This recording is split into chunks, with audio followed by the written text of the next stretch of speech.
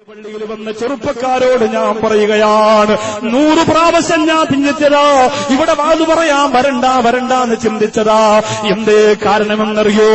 ഒരുപാട് ചെറുപ്പക്കാർ ഫോണിലൂടെ വിളിച്ചു പറഞ്ഞു, ഉസ്താദേ, ആ തെരുവത്ത് പള്ളി എന്ന് പറഞ്ഞ അനാചാരം നടക്കുന്ന പള്ളിയാ, അനാശാസ്യം നടക്കുന്ന പള്ളിയാ, അറാമിയത്ത് നടക്കുന്ന പള്ളിയാ, അനിസ്ലാമികമായ കാര്യങ്ങൾ നടക്കുന്ന പള്ളിയാ. ആ മഹാനാര വലിയുടെ മുന്നിൽ ആനയും കുതിരയും ചെണ്ടകൊട്ടും ഇടുന്നള്ളത്തും നടക്കുന്ന സ്ഥലവാ. അതുകൊണ്ട് ഉസ്താദേ, നിങ്ങളവിടെ പ്രസംഗിക്കാൻ വരുന്നത് ഞങ്ങൾക്ക് താല്പര്യമില്ല. നിങ്ങൾ വരണ്ട ഉസ്താദേ, നിങ്ങൾ വരണ്ട ഉസ്താദേ, നിങ്ങൾ വരണ്ട ഉസ്താദേ. പക്ഷേ ഹജാദാരമിയെ പോലെയുള്ള കരുപ്പരാര ഉസ്താദുമാരോട് മേടിച്ചപ്പോ അതവിടെ ഉറോസിന് നടന്നുകൊണ്ടിരിക്കുന്നതാണ്. ഞങ്ങൾ ആരും തടഞ്ഞിട്ടും നിൽക്കാത്ത കാര്യമാണ്. ഉസ്താദ് അവരെ ഡേറ്റ് കൊടുത്തെങ്കിൽ അവിടെ പോയി പ്രസംഗിക്കണം, അവരെ സങ്കടത്തിലാക്കരുതെന്ന് പറഞ്ഞപ്പോൾ ഈ നാട് മുഴുവനും ഇങ്ങനെ ആഘോഷപൂർവ്വം കാത്തിരുന്ന ഈ ദിവസത്തിൽ ഞാൻ വരാതിരുന്നാൽ ഈ തെരുവത്തുപ്പാന്റെ പൊരുപ്പക്കേട് കിട്ടുമല്ലോ എന്ന് കരുതിയിട്ടാവുന്നത്. പക്ഷേ ഞാൻ നെഞ്ചത്ത് കൈവച്ചുകൊണ്ട് വേദനയോടെ എന്റെ സഹോദരങ്ങളോട് പറയാ, ഇവിടത്തെ പ്രസിഡന്റ് ആകട്ടെ, സെക്രട്ടറി ആകട്ടെ, ഇമാമാകട്ടെ, സംഘാടകരാകട്ടെ, ഇവിടെ പഠിച്ചുകൂടിയ 10,000-കണക്കിന് ചുറുചുറുക്കുള്ള ആവേശമുള്ള ചെറുപ്പക്കാരാകട്ടെ, എന്റെ പ്രിയപ്പെട്ട മുസ്ലിം ചെറുപ്പക്കാരാ, അനാശാസ്യം നടക്കുന്ന ഉറൂസിന് പൊന്നുമക്കളെ നിങ്ങളുടെ സാന്നിധ്യം ഉണ്ടാവാൻ പാടില്ല. അറാമിയപ്പ് നടക്കുന്ന സ്ഥലത്ത് നിങ്ങളുടെ സാന്നിധ്യം ഉണ്ടായാൽ അവിടെ കിടക്കുന്ന മഹാനാറ വലിയന്റെ പൊരുത്തക്കേട് നിങ്ങൾ കേട്ട്, അത് തമിഴ്നാട്ടിൽ നിന്ന് വന്നാലും, അത് ഗുജറാത്തിൽ നിന്ന് വന്നാലും, അത് ഹൈദരാബാദിൽ നിന്ന് വന്നാലും ശരി തന്നെയാ.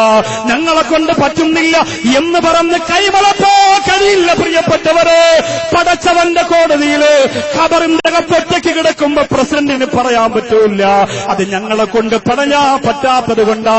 അങ്ങനെ കഴിഞ്ഞില്ലെങ്കിൽ രാജിവെച്ചിട്ട് പോകാനുള്ള സങ്കൂറ്റം കാണിക്കണം എന്റെ പ്രിയപ്പെട്ടവരെ.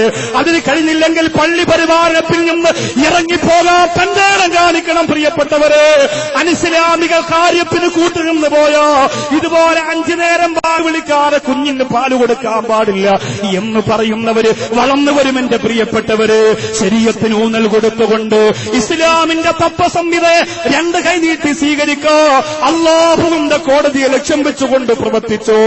നാളെ പരലോകത്ത് ഞാൻ പള്ളി പ്രസിഡന്റാണ്, സെക്രട്ടറിയാണ്, ഖതീബാണെന്ന് പറഞ്ഞുകൊണ്ട് അവിടെ സ്വർഗത്തിന് പ്രത്യേക സ്ഥാനമൊന്നുമില്ല. നീ എന്ത് ഖിദ്മത്ത് ചെയ്തെന്ന് അല്ലാഹു ചോദിക്കുമ്പോ ധൈര്യത്തോടെ പറയാ, എന്റെ പ്രിയപ്പെട്ട ഈ സഹോദരന് കഴിയട്ടെ. ശരീഫ് എന്ന് പറയുന്ന ഈ പള്ളിക്ക് നേതൃത്വം കൊടുക്കുന്ന സഹോദരനോട് എന്റെ ഇക്കയെ പോലെ കണ്ടിട്ട് ഞാൻ ഓർമ്മപ്പെടുത്തുകയാണ്, നരകത്തിന് വേണ്ടി പണിയെടുക്കല്ലേ. അല്ലാഹുവിന്റെ ഔലിയാക്കൾ എന്ന് പറഞ്ഞാൽ ആരെന്നറിയുമോ? അവര് ത്യാഗം ചെയ്തവരാ. ഒരു കാലഘട്ടത്തിലെ ജീവിത സുഖങ്ങളെ മുഴുവനും അല്ലാഹുവിന് വേണ്ടി മറന്നുപോയവരാ. ഈ ഭൗതിക ലോകത്തെ ആനന്ദങ്ങൾ മുഴുവനും ത്യജിച്ചു കളഞ്ഞവരാ. എന്നിട്ടവർ പടച്ചോന് വേണ്ടി ജീവിച്ചവരാ.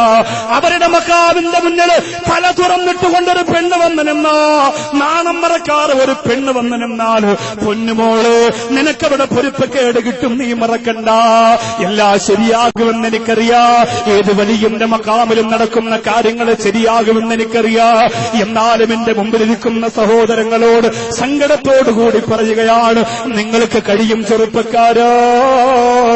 നല്ല പൊരുത്തത്തോടെ വന്ന് സിയാറത്ത് ചെയ്ത് സന്തോഷത്തോടെ പോകുമ്പോ എന്തോ ഒരു റാഹത്താണ് മനസ്സിന് കിട്ടുന്നതെന്നറിയോ. ഞാനിത് പറയുമ്പോ നിങ്ങൾക്ക് എന്നോട് വെറുപ്പുണ്ടാകുമോ? എനിക്ക് പ്രശ്നമല്ല. നിങ്ങൾക്ക് എന്നോട് അകൽച്ചയുണ്ടാകുമോ? എനിക്ക് പ്രശ്നമില്ല. ഇത്രയും ആൾക്കാർക്ക് വേണ്ടിയല്ല നൗഷാദ് വാക്കവി വാല് പറയുന്നത്. അല്ലാഹുവിന്റെ കോടതിയിൽ നാവ് വെട്ടിയെടുത്തിട്ട് നരകത്തിലെറിയുന്ന പ്രവാചകന്മാരുണ്ട്. അതിൽ പെട്ടുപോകാതിരിക്കാനാണ് എന്റെ പ്രിയപ്പെട്ടവരെ ഞാൻ പൊട്ടിക്കരന്നുകൊണ്ട് പറയുന്നത്.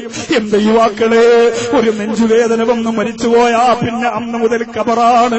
ബാത്റൂമിനകത്ത് കാലൊന്ന് വഴുതി തല ഒന്ന് ചിവരിലിടിച്ചാൽ എന്റെ പാലക്കാട് ജില്ലയിലെ പെങ്ങളെ, അന്ന് 6 മണിക്ക് നിന്നെ കബറിന്റെ അകത്ത് കൊണ്ടുവെക്കുകയാണ്. അവിടെ നിനക്ക് സഹായത്തിനാരുമില്ല.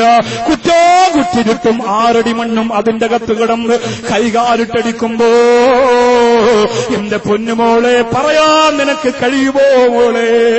അനാവശ്യമായ കാര്യങ്ങൾക്ക് കൂട്ടുകാരുടെ തോളത്ത് കൈയിട്ടുകൊണ്ട് തലമറക്കാറ്, വസ്ത്രം ധരിക്കാറ്, മോശമായ രീതിയിലൂടെ നടന്നുപോയ അല്ലാഹുവിന്റെ പടച്ചതമ്പുരാന്റെ പള്ളിയുടെ പരിസരങ്ങളെ മാലിന്യം കൊണ്ട് നിറഞ്ഞ, അനാശാസ്യങ്ങൾ കൊണ്ട് നിറഞ്ഞ ചില കച്ചവടക്കാരാണ് ഇതിന്റെ പിന്നിലെന്ന് എനിക്കറിയാം.